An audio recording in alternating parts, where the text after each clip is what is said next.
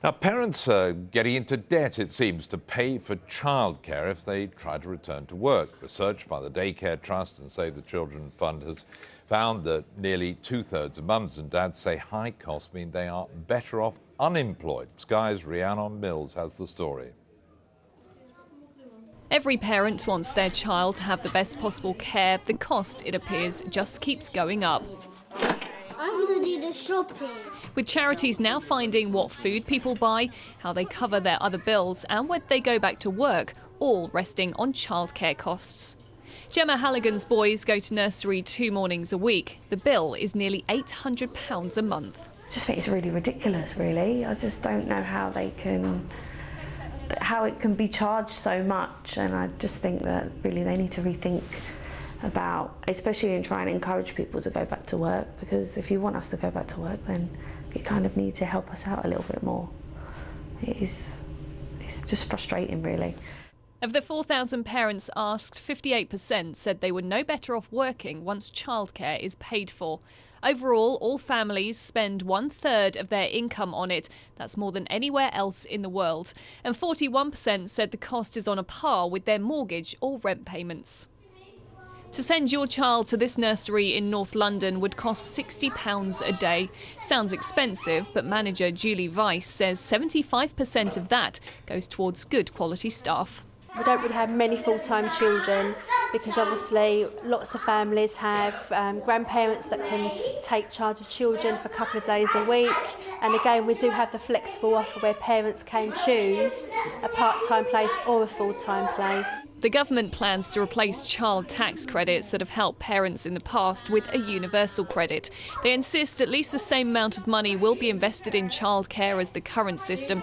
Campaigners fear it's going to reduce even further the help that parents get. Unfortunately, the amount of support that parents can get was cut in April by the government, which is an average of £500 a year extra that these low-income families have got to pay out of their own pockets. So the balance between it being worthwhile to go out to work has just been a little bit more difficult this year. Is there money in there? The charities believe that what many families really need is more subsidised childcare places. It will come at a financial price, but one they say will ultimately benefit the economy, allowing more parents to balance the books and get back to work. Rhiannon Mills, Sky News in North London. Let's get a couple of different views on it now. I'm joined by Iain McMath, who's got 2 children. He's chief executive of a motivational company, and Dr.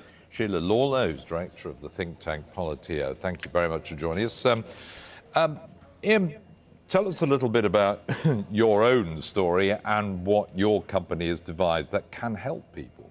Well, I'm a father of 2 children, and I remember having to juggle the work-life balance with their mother to enable us to bring them up and cover the childcare costs.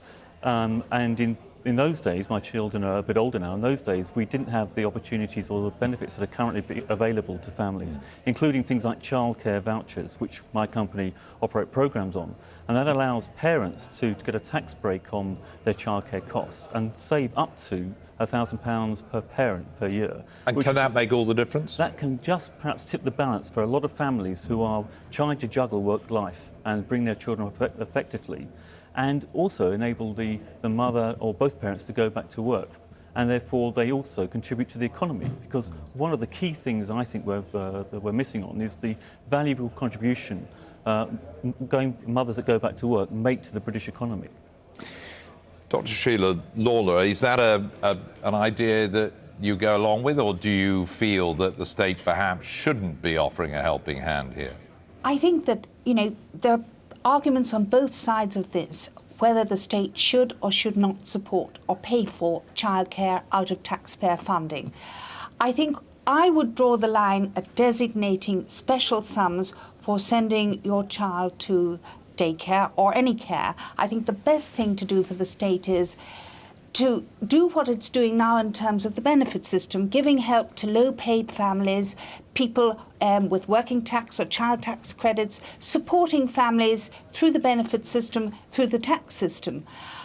Beyond that, I think families, and I'm talking about two-parent families now, not lone parents who are a different case and may need extra support because they're shouldering the whole burden of working and bringing up the children.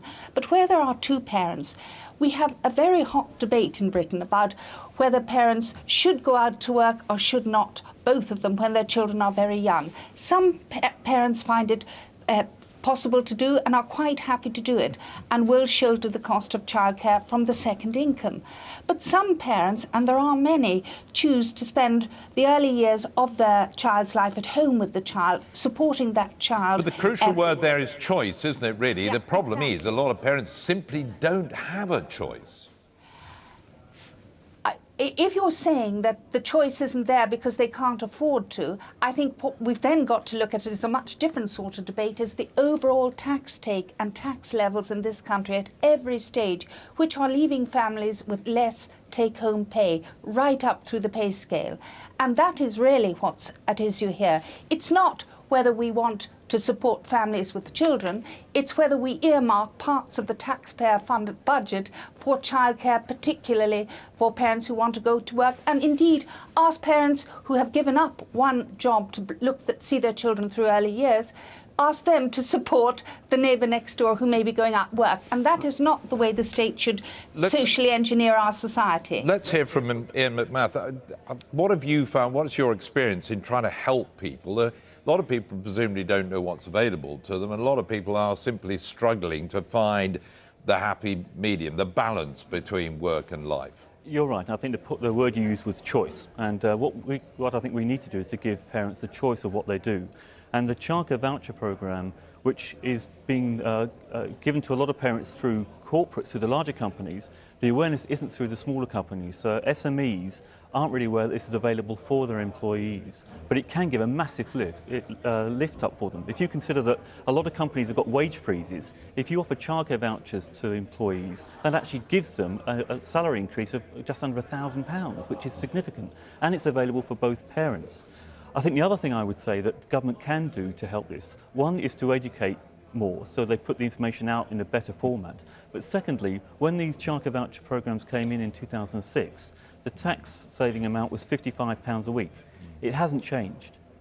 Now, if you look at the Daycare Trust survey, if the vouchers had stayed in line with inflation, then the amount would be £73 a week. Now, that's a huge difference. It makes a very little difference on the tax income for the exchequer, but a huge difference to parents.